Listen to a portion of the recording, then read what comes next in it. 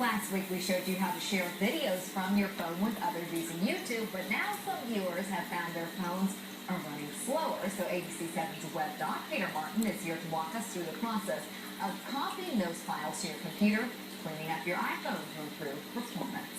All right, thank you, Peter, for being with us this morning.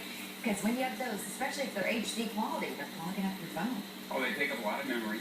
And we actually had a couple emails from people saying, we're having a great time taking pictures and videos, but now you've blown up my phone. My phone is not working properly.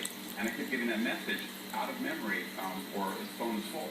So one of the things we want to talk about today is how to take your videos, once you've loaded them to YouTube, or when you finished putting them on here, and taking them from your phone and putting them onto your computer. So a really simple process.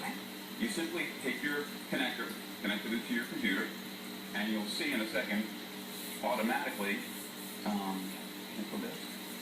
iTunes always hooks back up immediately. You want to shut that down. You want to turn iTunes off, because what happens when you turn the iTunes off, it takes a second or two, and what will pop up is a little box right there that will ask you, because it identifies the phone as a device, and you simply want to go here into Open Device and Folder, and you'll see Internal Storage, and that's talking about your storage on your phone. You want to open that, and you'll see a DCMI. A lot of people recognize that because it's the same naming they use on your phones, not on your phones, on your cameras. So your digital cameras, you open that up, and then you'll see the folder, and you can see all the videos.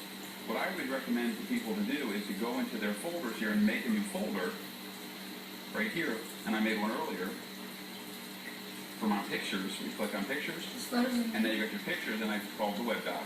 But what happens is all you can do is just take whatever video, or you can select all, and literally just drag them and drop them right over to your desktop, and then copy them to the folder, or just copy them all and put them right into the folder. You'll see right there it says copy. I'm going to stop that. And does that delete the original file from the phone? No, it doesn't delete the original file. Once you copy them all, and I always recommend you take a look and see how many you have, and make sure they've all copied properly and they actually work. Sometimes you'll copy them, and if the computer gets interrupted, you will actually lose that video. So you want to make sure you have them first, and then you go back to the phone right here, and you can just simply click on the message right there, and then you can just go over there and just right-click and delete it right there, and it'll ask you to confirm deletion, hit yes, and now you've deleted it off of your phone, and you'll clean up your phone, and it will make a big difference in the performance of your phone. Is there a simpler program that you can use that would do a lot of these steps automatically? I'm sure that probably somebody's come up with that, but you know, I did a little bit of research beforehand, and there really wasn't much out there, and a lot of people think that because they've taken their phone and they put it in there and it syncs with iTunes, that they've actually backed up all of their photos and now they have access to it. That's really not the case, because you don't really have the same capabilities as when you back it up to your computer. And then once we have it on the computer, we're thinking, okay, well, how do I get it onto like a DVD, a CD, a flash drive, something like that to be able to use it, or print the photos, make a movie, that kind of stuff? It's a very simple process. Again, you just take your DVD or your flash drive, and once you've got it on your hard drive, it's no harder than just doing a drag and drop, where you put that in there, you just copy it in, and you'll burn a disk, and then you've got a DVD you can either mail to somebody, or you can take over to any of those drugstores.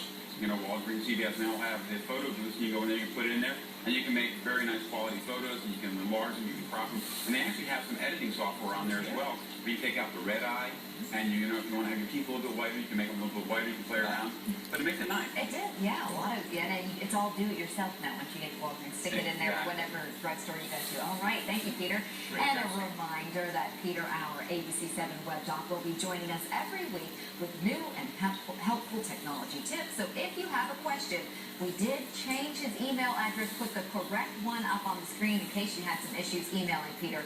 His web address is www.sbwebdoc@mysuncoast.com. And we will remind you that Peter will not be with us next week, but you'll be out of town, but we'll be with us the following week. So be sure to send in those emails. And we'll get those answered, exactly. All right. Thank you, Peter. Thank you. Well, in more tech news, Samsung wins a lawsuit by losing, and something for the kiddos. Furby is making a comeback. Here's ABC's Bob Nelson.